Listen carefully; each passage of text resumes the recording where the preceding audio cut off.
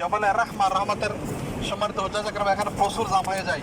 এখানে আসার জন্য অনেক মানুষ মারা যায়, কিন্তু এখন সরকার এমনভাবে ব্যবস্থাপনা করেছেন, এখন আগের মতো সেরকম মানুষ মারা যায় না আলহামদুলিল্লাহ।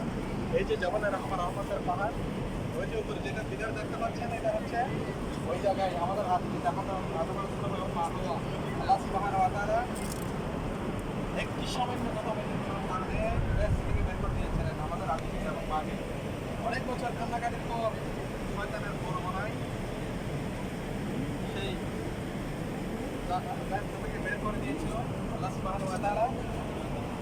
এরপরে অনেক বছর কান্নাকাটির পরে একজন আরেকজনের চেহারা অন্যরকম হয়ে গেছে, শুকিয়ে একজন আরেকজনকে চিনতে পারছিল না, এমন অবস্থা হয়ে গেছে টেনশনে। এবং আল্লাহ সুবহানাহু ওয়া তাআলা অনেক বছর কান্নাকাটি করার পর চোখের পানি ফেলতে ফেলতে আল্লাহ সুবহানাহু ওয়া তাআলা আদম আলাইহিস সালাম মা হাওয়ার দোয়া